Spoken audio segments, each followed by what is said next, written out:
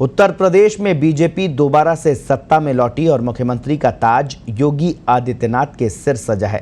योगी cabinet में इस बार OBC card खेलते हुए दलितों को भी रिझाने की पूरी कोशिश की गई। इसके अलावा बीजेपी ने अपने कोर वोट बैंक ठाकुर और ब्राह्मण समुदाय के साथ साथ जाट और भूमिहारों का भी ख्याल रखा है।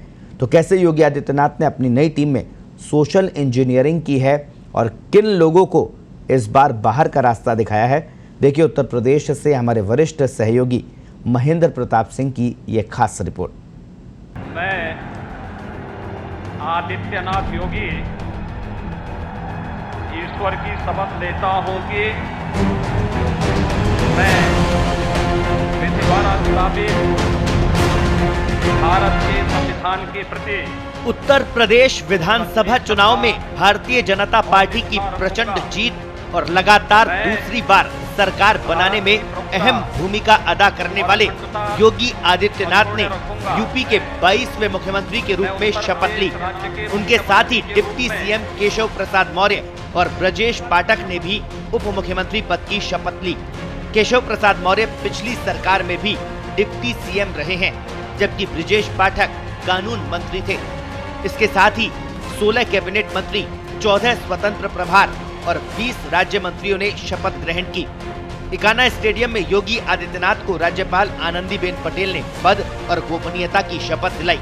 समारोह में प्रधानमंत्री नरेंद्र मोदी, कई कैबिनेट मंत्री और बीजेपी शासित राज्यों के मुख्यमंत्री शामिल हुए। भाजपा सरकार के दूसरे कार्यकाल में 5 महिलाओं को योगी कैबिनेट में जगह मिली है। बेबी रानी मौर्य को कैबिनेट मंत्री बनाया गया है, जबकि गुलाब देवी राज्य मंत्री स्वतंत्र प्रभार बनाई गई है। इसके अलावा प्रतिभा शुक्ला, रजनी तिवारी और विजय लक्ष्मी गौतम को राज्य मंत्री बनाया गया है। भाजपा ने चुनाव में भले ही किसी मुस्लिम को उम्मीदवार नहीं बनाया था, लेकिन सरकार में अल्पसंख्यक समुदाय को भी प्रतिनिधित्व देते हुए दानिश आजाद अंसारी को मंत्री बनाया गया है। बलिया के रहने वाले 34 वर्षीय दानिश आजाद अंसारी भाजपा अल्पसंख्यक मोर्चे के प्रदेश महामंत्री है। आजाद भाजपा के छात्र संगठन अखिल भारतीय विद्यार्थी परिषद में कई पदों पर रह चुके हैं। ये यूपी सरकार के फखरुद्दीन अली मेमोरियल समिति के सदस्य भी रहे हैं। इसके अलावा राज्य भाषा समिति के भी सदस्य हैं। पिछली बार सरकार में शामिल मोहसिन रजा को इस बार नहीं लिया गया है। योगी आदित्यनाथ मंत्रिमंडल 2 में जातीय और क्षेत्रीय समीकरण के साथ पुरानी कैबिनेट में रहे विधायकों का सम्मान भी बरकरार रखा गया है।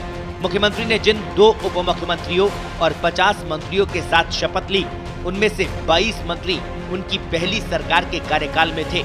योगी मंत्रिमंडल में जातीय समीकरण को साधते हुए दलितों और पिछड़ों को तरजीह दी गई है। इसी तरह पश्चिमी यूपी और बुंदेलखंड सहित पूर्वी यूपी के साथ संतुलन साधने की कोशिश की गई। योगी मंत्रिमंडल में ब्राह्मण चेहरे के रूप में ब्रजेश पाठक को डिप्टी सीएम के रूप में पदोन्नत किया गया है, जबकि पिछड़ों को खुश करने के लिए विधानसभा चुनाव हार जाने के बावजूद पिछड़ों के नेता के रूप में केशव प्रसाद मौर्य को दोबारा डिप्टी सीएम बनाया गया है। इसी तरह सवर्णों में क्षत्रिय, श्रीवास्तव, खन्ना के अलावा पिछड़ों और दलितों को पर्याप्त जगह दी गई है। योगी मंत्रिमंडल 2 में वेस्ट यूपी के 11 चेहरों को जगह दी गई है। 2017 में 10 मंत्री पश्चिमी यूपी से थे। मुरादाबाद, सहारनपुर और मेरठ वेस्ट यूपी के तीनों मंडलों से प्रमुख विधायकों को मंत्रिमंडल में शामिल किया गया है।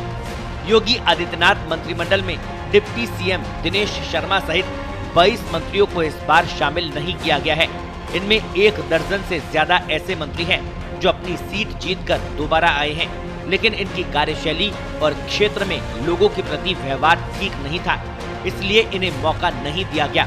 इनमें डिप्टी सीएम दिनेश शर्मा, श्रीकांत शर्मा, सिद्धार्थनाथ सिंह, मोहसिन रजा, नीलकंठ तिवारी, जय प्रताप सिंह, आनंद स्वरूप शुक्ला, सतीश कुमार महाना, आशुतोष टंडन, राम नरेश अग्निहोत्री, महेंद्र सिंह, रमापति शास्त्री, अशोक कटारिया, जय प्रताप जैकी और सुरेश राणा, श्रीराम चौहान, अनिल शर्मा, सुरेश पासी, चौधरी उदयभान सिंह, रामशंकर सिंह पटेल, नीलिमा कटियार, महेश गुप्ता, जीएस धर्मेश जैसे नाम शामिल है।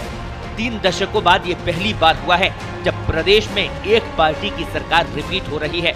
ये कीर्तिमान योगी आदित्यनाथ के नेतृत्व में भाजपा ने हासिल किया है।